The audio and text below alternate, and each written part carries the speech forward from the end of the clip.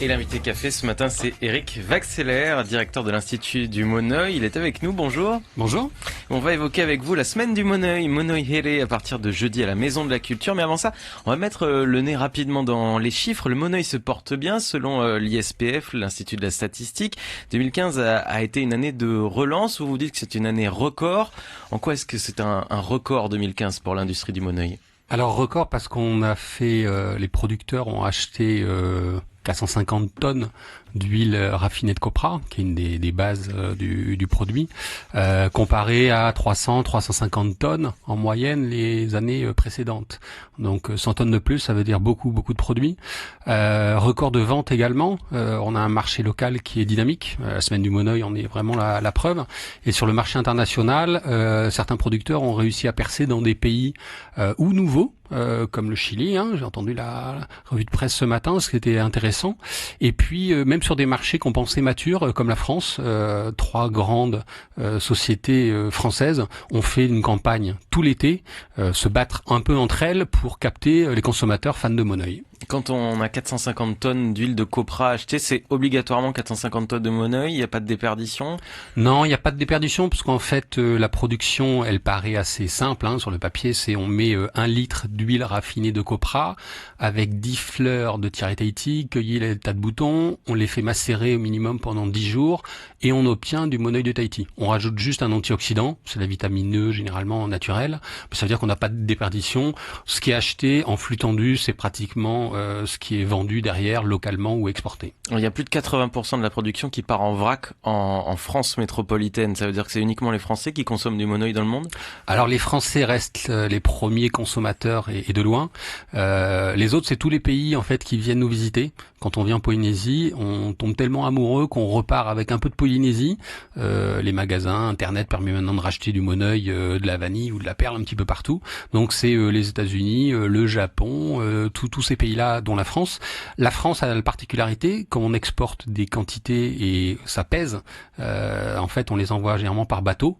Donc la France en fait est une plateforme logistique pour redispatcher sur l'ensemble de l'Europe, bien évidemment, mais également, c'est plus étonnant, côte est des États-Unis et puis par exemple le Brésil qui s'est ouvert au Moneuil depuis quelques années. Donc quand on dit 80% des exportations, tout ne reste pas finalement alors sur place, c'est ça ? Non, une partie, on va dire 7-8% va sur le Brésil, une dizaine de pourcents va sur la côte est, alors que par exemple la côte ouest des États-Unis est livrée directement par Tahiti, mais par des routes qui sont des fois indirectes.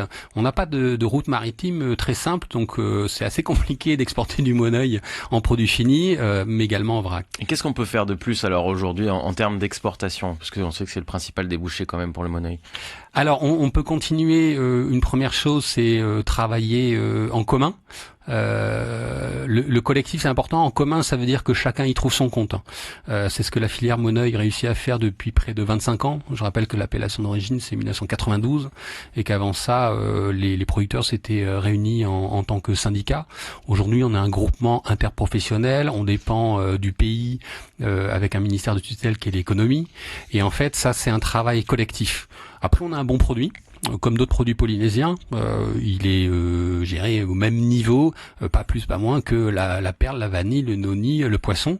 Mais cet esprit collectif, il est un peu particulier et ça permet après d'investir déjà sur le moyen terme, d'avoir une vision, pas au jour le jour, ça c'est important quand on veut se développer, et préparer le terrain, ça veut dire que le Chili c'est 10 ans de travail avant d'arriver à des bons résultats, le Brésil qui est un nouveau marché pour nous, c'est 4-5 années de travail, on prépare la Chine. On n'est pas vraiment présent à part par des sociétés internationales qui vendent en Chine comme L'Oréal, Schwarzkopf ou autres. Mais par contre, on a protégé la marque Moneuil de Tahiti en Chine et ça a mis 3 ans et quelques centaines de milliers de francs d'investissement également. Éric Vaxelaire, ça veut dire qu'aujourd'hui, du Moneuil, il y en a que du Moneuil de Tahiti. Est-ce qu'il peut y avoir des contrefaçons ? Alors, tout ce qui fonctionne bien, il y a des gens qui vont imaginer la contrefaçon. Si ça rapporte, il y a toujours des gens, et dans tous les pays, qui vont faire la contrefaçon. On a cette chance que le Moneuil est déjà un nom tahitien, mais c'est un nom qui est tombé dans le langage courant. d'où une marque collective Moneuil de Tahiti, il y a presque 25 ans, une appellation d'origine, et sur ça, on a par exemple, nous, triplé nos budgets pour faire un simple, des fois, rappel à la réglementation. Tout ce qui sort avec dénomination Moneuil, on le voit, Internet est un outil incroyable. On a les relais avec les équipes de vente locales dans tous les pays, les distributeurs. Et après, on fait éventuellement d'intervenir des cabinets avocats. On travaille avec 5 cabinets d'avocats, pas quotidiennement, bien heureusement. C'est quoi les derniers exemples? Il y a eu des conflits récents? On a un procès en cours qui est pas fini, mais on a régulièrement fait retirer des produits de la vente, que ça soit en France ou dans d'autres pays, même en Polynésie. Il faut faire respecter la réglementation que les législateurs l'a fait. Nous, notre intérêt, c'est que le consommateur ne soit pas trompé sur la marchandise. Donc il y a ou de la contrefaçon quand on copie une marque, ou alors il y a ce qu'on appelle de l'usurpation quand c'est sur l'appellation d'origine.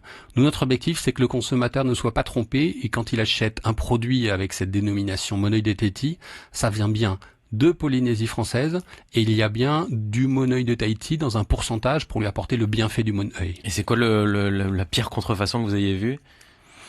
La pire, c'est pour nous le préjudice économique le plus important.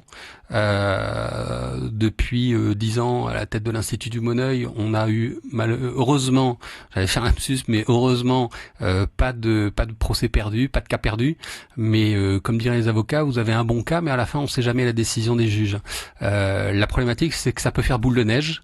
Donc c'est pour ça qu'on a une pression constante, quotidienne et très forte avec des gros opérateurs du marché ou même avec des petits. Il faut jamais relâcher la pression. Si vous lancez et si vous avez une porte ouverte, même nos gros clients peuvent un jour s'y engouffrer. Donc on fait très attention.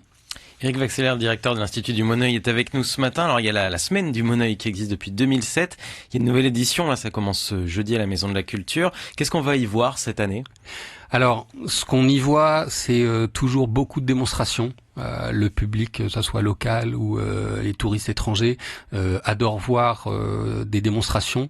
Quand je dis démonstrations, c'est notamment tous les producteurs de Moneuil de Tahiti. La fabrication. Et voilà, la fabrication. Et puis les artisans. Les artisans, on les fait venir de toutes les îles.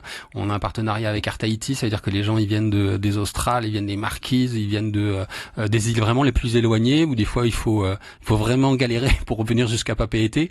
On a après des gens qui utilisent le Moneuil, le massage traditionnel, donc le taurumi, les gens dans les spas, mais également les gens qui font la médecine traditionnelle. Et c'est souvent des choses que, quand on est sur Tahiti, Papeete, que les gens ne voient pas. Alors les adultes, peut-être l'ont déjà vu, mais par exemple les adolescents, les enfants ne l'ont jamais vu. Et donc on a un peu un rôle, et c'est pour ça qu'on est dans la Maison de la Culture, un rôle culturel avant d'être un salon qui, comme des foires, des salons, sont là pour vendre. Donc vous pouvez acheter des produits, vous pouvez rencontrer surtout des gens qui vivent le Moneuil, mais après, pendant 2 ans, on n'est plus présent. On est présent pendant la route du Moneuil, qui est une route touristique ouverte toute l'année.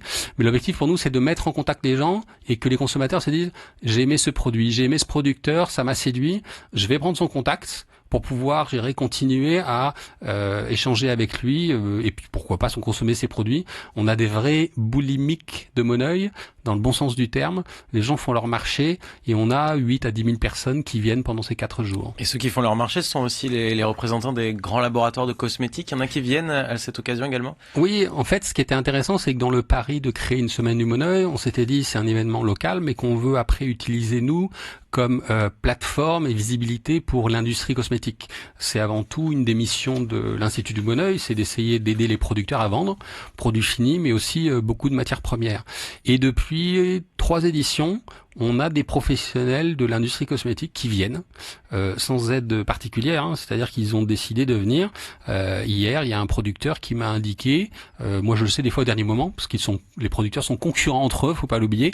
Il m'a indiqué qu'il y a une société, ils allaient venir à 5 professionnels d'une industrie cosmétique qui vient pour la semaine du Moneuil. Ça veut dire que ils considèrent que c'est un événement important pour eux parce qu'ils vont voir comment la Polynésie vit le Moneuil et vont pouvoir mieux appréhender le produit, le marché et leur futur développement. Donc ça, c'est un succès pour l'ensemble de la filière.